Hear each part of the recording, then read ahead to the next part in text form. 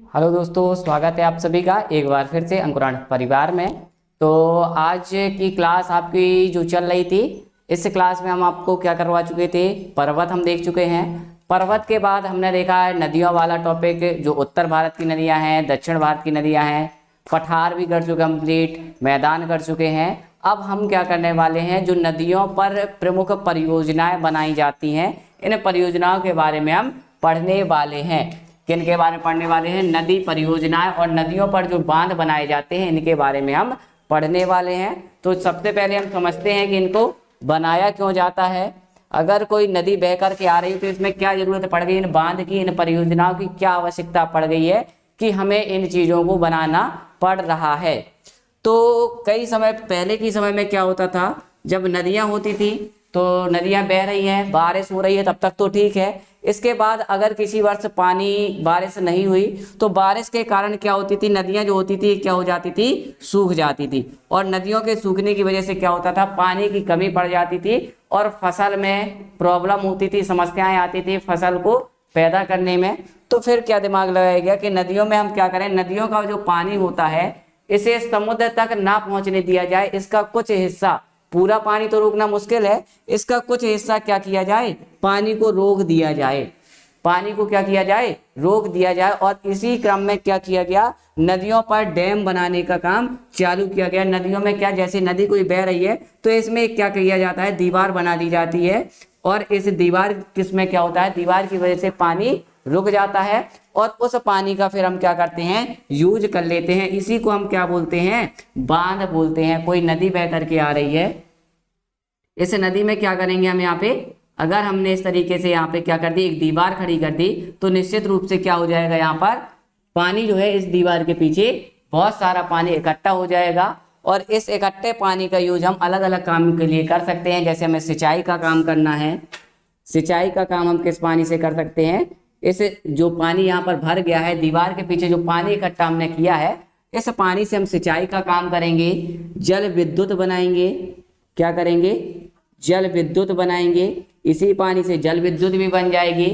पेय के लिए, पानी को पीने के लिए भी इस पानी को क्या करेंगे, वैसे तो पानी पीने के हिसाब से नहीं है, पर इसको हम क्या करें, अगर फिल्टर करते हैं तो फिल्टर करने के बाद पीने के लिए भी इस पानी को हम यूज कर सकते हैं। तो यहाँ पे इसके कई सारे क्या हो जाते हैं, ये साधन हो जाते हैं, प्रमुख साधन हो जाता है सिंचाई के लिए।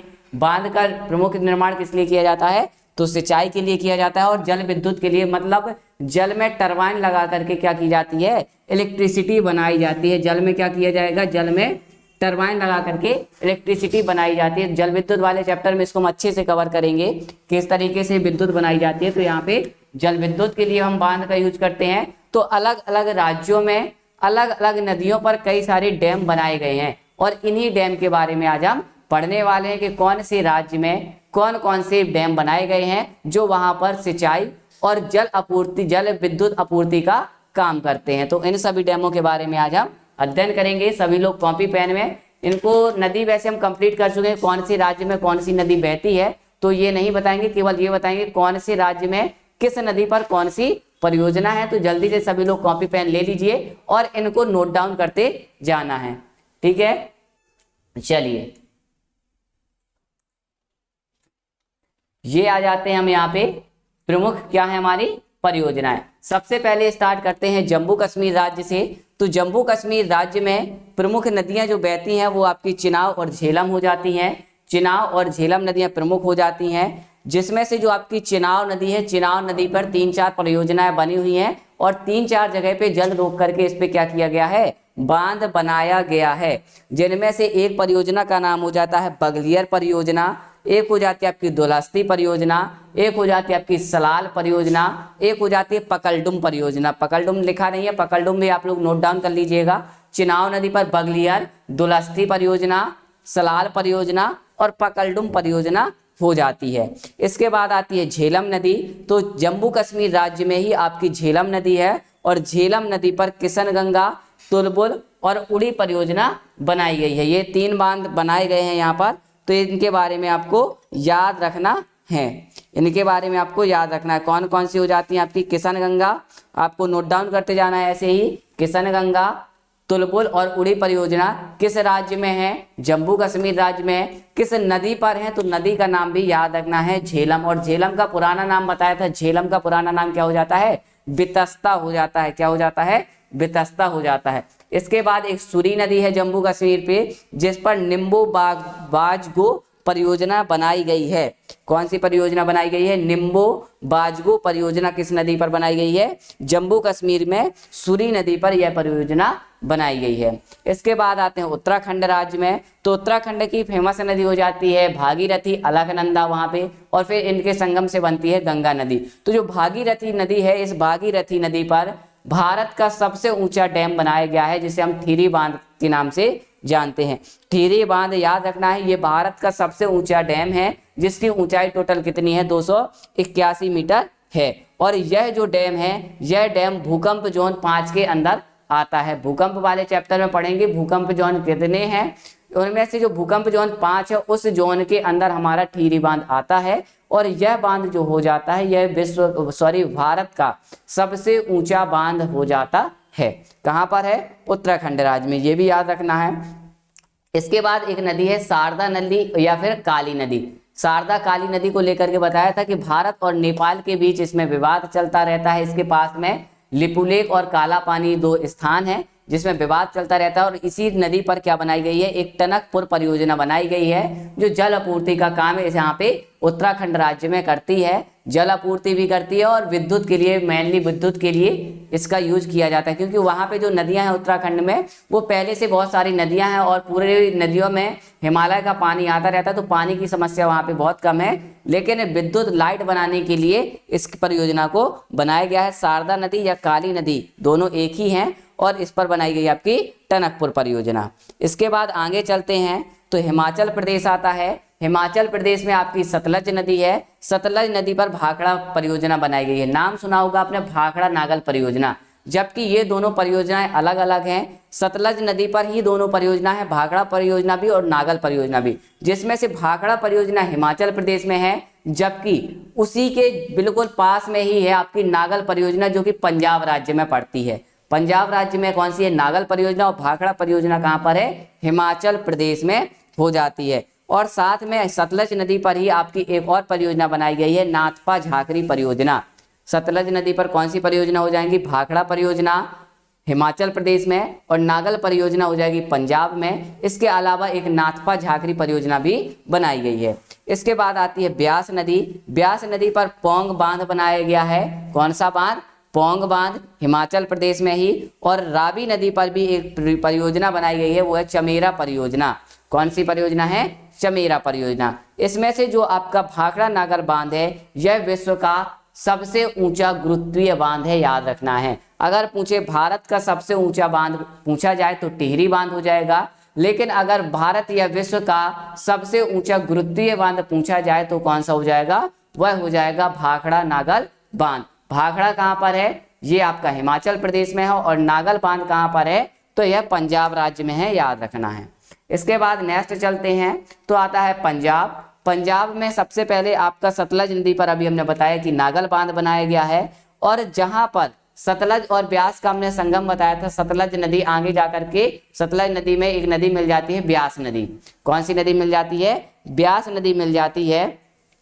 इस ब्यास नदी में क्या है? ब्यास नहीं, ये चिनाव है।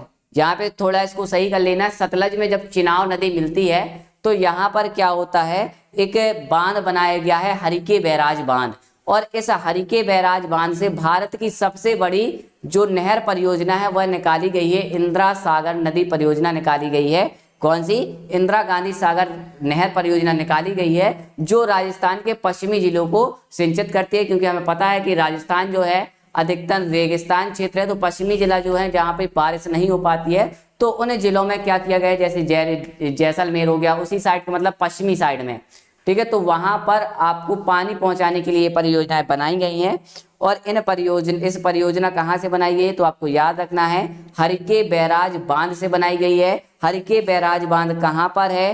पंजाब में है। सतलज और चिनाब नदी का जहाँ पर संगम है, इस संगम पे ये परियोजना बनाई गई है। इसके बाद रावी नदी पर एक और बांध है, वह हो जाता है थीन बांध, जिसे हम रंजीत सागर बांध के नाम से भी जानते हैं। रावी नदी पर कौन सा बांध हो जाएगा? थीन बांध, जिसे किस नाम से जानते? रंजीत सागर बांध के नाम से जानते हैं।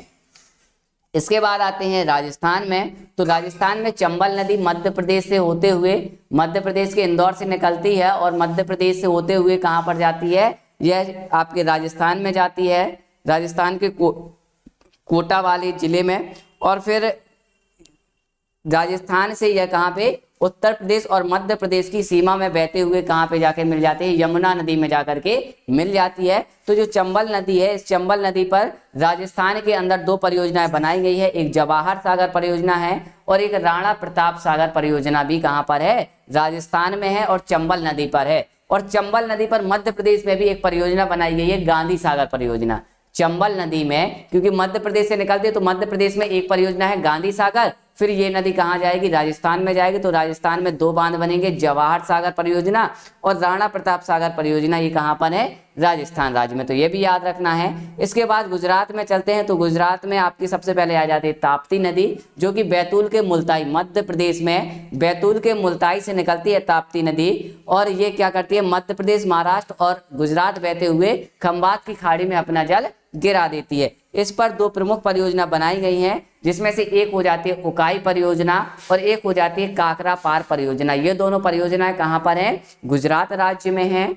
इसके बाद आगे आपकी माही नदी, माही नदी पे साबरमती परियोजना बनाई गई है। और नर्मदा नदी पर कौन सा बांध बनाया गया है? सरदार सरोवर बांध बनाया गया है। सरदार सरोवर बांध अभी हाल ही में बनाया गया है और 14 सितंबर 2018 या 19 में इसका अनावरण प्रधानमंत्री द्वारा किया गया था। तो आपको ये परियोजना भी याद रखनी है। नर्मदा नदी पर कौन सा बांध है? सरदार सरोवर बांध, जो कि कहाँ पर है? गुजरात राज्य में। इसके बाद आगे चलते हैं तो सिक्किम में पहुंचते हैं। सिक्किम जो राज्य है, सिक्किम राज्य में बहती आपकी एक प्रमुख नदी है तीस्ता नदी। नदियों वाले चैप्टर में सारी नदियां पढ़ चुके हैं। जिन लोगों ने नहीं पढ़ी है तो पिछली क्लास को पहले देखना, फिर यहाँ पे इसको करेंगे तो बहुत आसानी से आप कर पाएंगे। आपके माइंड में ये सारी इमेजेस ऑटोमेटिक ही बनना स्टार्ट हो जाएंगी। तो सिक्किम में कौन सी नदी है? तीस्ता नदी। और तीस्ता नदी पर कौन सी परियोजना बनाई गई है? सनगिट परियोजना बनाई गई है। कौन सी परियोजना बनाई गई है? सनगिट परियोजना। कहाँ पर बनाई गई है? सिक्किम में बनाई गई है। और किस नदी पर बनाई गई है? तो तीस्ता नदी पर बनाई गई है। तीस्ता नदी याद रखना है, ब्रह्मपुत्र नदी की सहायक नदी हो जाती है। इसके बाद चलते हैं उत्तर प्रदेश में। उत्तर प्रदेश में बेतवा नदी पर, उत्तर प्रदेश में बेतवा नदी जो है ये मध्य प्रदेश से निकलती है, मध्य प्रदेश की रायसेन से। और ये नदी क्या होती है? मध्य प्रदेश और उत्तर प्रदेश में बहती है। और इस नदी पर क्या है? ये परियोजनाएं बनाई गई है। माता टीला राजघाट बांध है, एक परीक्षा बांध है। और ये परियोजनाएं जो है मध्य प्रदेश और उत्तर प्रदेश की संयुक्त परियोजनाएं हैं। माता टीला हो, राजघाट बांध हो या फिर परीक्षा बांध हो, ये सब किसकी हैं? मध्य प्रदेश और उत्तर प्रदेश की संयुक्त परियोजनाएं हो जाती हैं। इसके बाद रिहंद नदी पर एक रिहंद बांध बनाया गया है। रिहंद नदी पर क्या किया गया है? एक रिहंद बांध बनाया गया है। इस बांध के पीछे जो जल भरा होता है, इस बांध के पीछे जो जल भरा है उसको बोलते हैं गोविंद बल्लभ पंत सागर। क्या बोलते हैं? गोविंद बल्लभ पंत सागर बोलते हैं। और यह जो हो जाती है, यह भारत की सबसे बड़ी कृत्रिम झील हो जाती है। पूछा जाए भारत की सबसे बड़ी कृत्रिम झील कौन सी है, तो रिहंद नदी में रिहंद बांध के पीछे जो झील बन गई है वह कौन सी हो जाती है? गोविंद बल्लभ पंत झील हो जाती है, जो कि भारत की सबसे बड़ी कृत्रिम झील है। तो ये भी आपको पॉइंट याद रखना है स्पेशली। इसके बाद आगे चलते हैं तो मध्य प्रदेश में आते हैं। मध्य प्रदेश में भी बहुत सारी परियोजनाएं हैं। कुछ प्रमुख परियोजनाएं यहाँ पे दिखा रहे हैं आपको। जैसे आपकी तवा नदी पढ़ी थी हमने कि नर्मदा की सबसे बड़ी सहायक नदी हो जाती है तवा नदी पर तवा परियोजना बनाई गई है। इसके बाद सोन नदी, 3 नदियां बताई थी, अमरकंटक से 3 नदियां निकलती हैं, नर्मदा, सोन और जोयला। तो इसमें से जो सोन नदी निकलती है, सोन नदी पे बाढ़ सागर परियोजना बनाई गई है। कौन सी परियोजना बनाई गई है? बाढ़ सागर। ये नहर परियोजना है, सिंचाई के लिए बनाई गई है। इसके बाद आ जाते हैं चंबल नदी। तो चंबल नदी में गांधी सागर परियोजना मध्य प्रदेश में है, जबकि अभी हमने आपको बताया था कि 2 परियोजनाएं चंबल नदी में राजस्थान में भी हैं, जिसमें से एक जवाहर सागर हो जाती है और एक राणा प्रताप सागर परियोजना हो जाती है।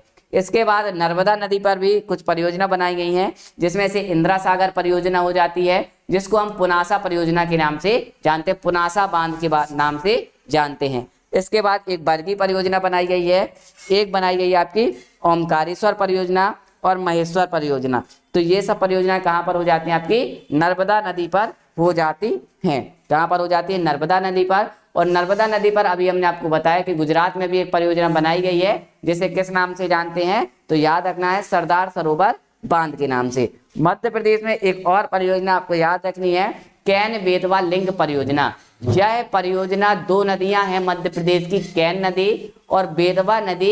इन नदियों में जल को संतुलित करने के लिए यह परियोजना बनाई गई है। इस परियोजना में इन दोनों नदियों को आपस में नहर के माध्यम से जोड़ दिया गया है, ताकि दोनों में जल संतुलन बना रहे। यह जो परियोजना है मध्य प्रदेश और उत्तर प्रदेश राज्य की संयुक्त परियोजना है। तो ये भी आपको याद रखना है। तो ये मध्य प्रदेश के डैम है, तवा नदी पर तवा डैम, सोन नदी पर आपका बाण सागर, चंबल नदी पर गांधी सागर, इसके बाद नर्मदा नदी पर इंदिरा सागर, बरगी बांध, ओमकारेश्वर, महेश्वर बांध हो जाते हैं। इसके बाद आगे चलते हैं तो बिहार की बात करते हैं। तो बिहार में गंडक और कोसी नदी बहती हैं। तो गंडक नदी जो है, इस पर गंडक परियोजना बनाई गई है और कोसी नदी पर कोसी परियोजना बनाई गई है। गंडक नदी पर गंडक परियोजना और कोसी नदी पर कोसी परियोजना बनाई गई है। इसके बाद बात करते हैं झारखंड की। तो झारखंड में कौन सी नदी बहती है? झारखंड में आपका हो जाता है आपका छोटा नागपुर का पठार, और छोटा नागपुर पठार की प्रमुख नदी हो जाती है दामोदर नदी। और इस दामोदर नदी पर दामोदर नदी घाटी परियोजना बनाई गई है। और यह जो परियोजना है यह दो राज्यों में फैली है, झारखंड में भी और पश्चिम बंगाल में भी। और इस परियोजना के अंतर्गत सबसे पहले तो याद रखना है, दामोदर नदी घाटी परियोजना ये भारत की पहली नदी घाटी परियोजना है। भारत की पूछा जाए पहली नदी घाटी परियोजना कौन सी है, तो हो जाती है दामोदर नदी घाटी परियोजना हो जाती है, जो कि दामोदर नदी पर बनाई गई है। झारखंड और पश्चिम बंगाल राज्यों में यह सिंचाई का काम करती है। और मेनली यह काम क्या करती है, यह जो नदी है यह रास्ता बदलने के लिए माहिर है, अपना रास्ता बदल देती है। तो इस पर डैम बना करके क्या किया गया है, पानी को रोका गया है, जिससे बाढ़ की समस्या का क्या हो सके, बाढ़ की समस्या से निजात मिल सके। ठीक है, तो यहाँ पे ये आपको याद रखना है। इसके बाद उड़ीसा में आपकी महानदी हो जाती है, और महानदी पर भारत का सबसे लंबा बांध बनाया गया है, हीराकुंड बांध, जिसकी कुल लंबाई कितनी है, 4801 मीटर हो जाती है। भारत का सबसे लंबा बांध कौन सा हो जाता है, हीराकुंड बांध, उड़ीसा राज्य में महानदी पर। टोटल इसकी लंबाई कितनी है, तो 4801 मीटर हो जाती है। कितनी लंबाई हो जाती है, 4801 मीटर इसकी लंबाई हो जाती है। इसके बाद आगे चलते हैं तो पश्चिम बंगाल में बात करते हैं। तो पश्चिम बंगाल में अभी हमने बताया आपको दामोदर नदी घाटी परियोजना झारखंड और पश्चिम बंगाल में है। तो इस परियोजना के अंतर्गत बहुत सारे बांध बनाए गए हैं, जिसमें से पांचेत हिल परियोजना, इसके बाद कोनार, मैथान और तिलैया बांध, ये सब इसी नदी पर बनाए गए हैं। कहाँ पर बनाए गए हैं, पश्चिम बंगाल राज्य में। कौन कौन से हो जाते हैं, पांचेत हिल है, कोनार है, मैथान है और तिलैया बांध, ये सब दामोदर नदी घाटी परियोजना के अंतर्गत पश्चिम बंगाल में बनाए गए हैं।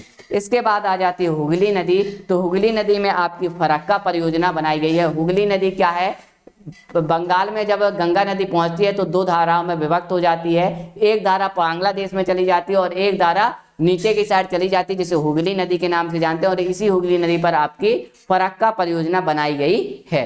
इसके बाद महाराष्ट्र में बात करते हैं तो कोयना नदी पर, यहाँ पे ये गलत लिख गए हैं थोड़ा सा, यहाँ पे थोड़ा ये गलत है।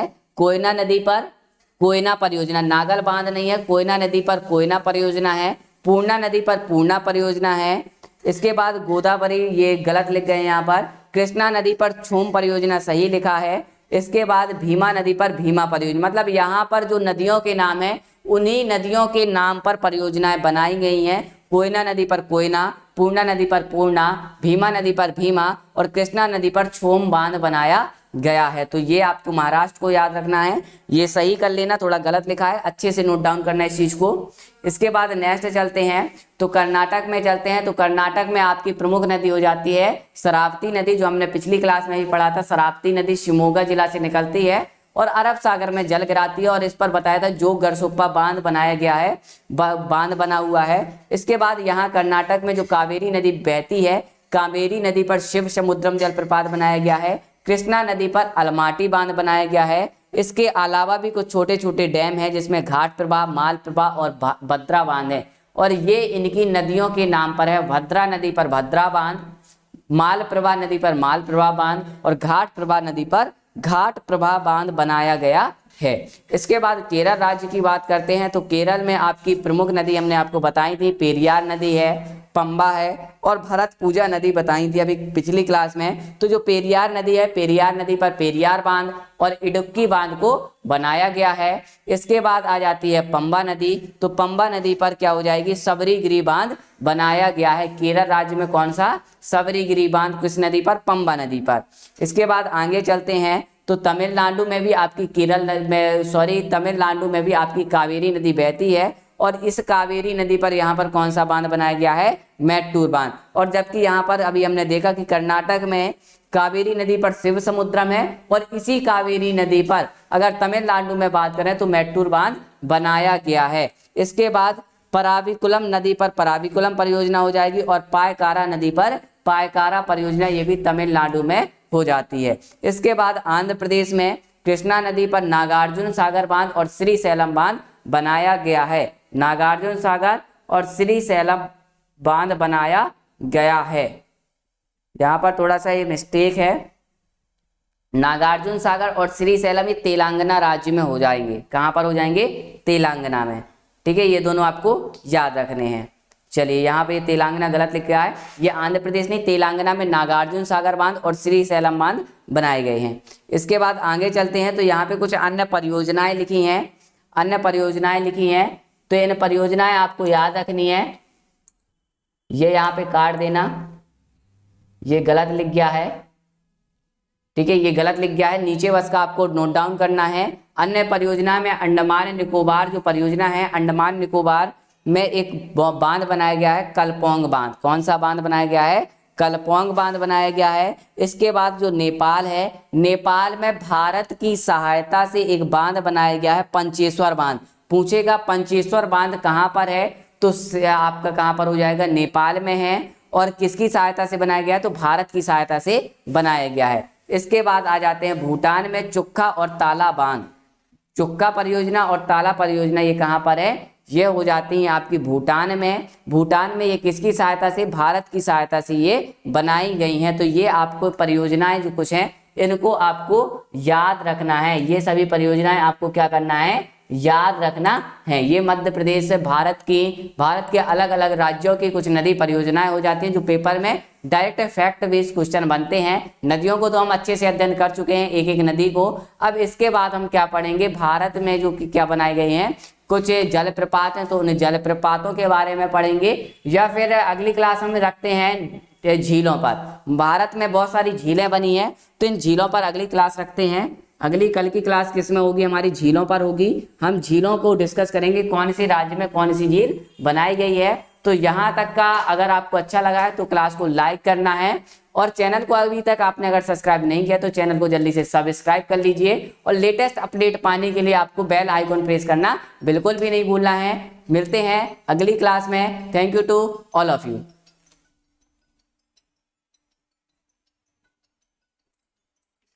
Thank you for watching this video and subscribe our channel Ankuran Academy.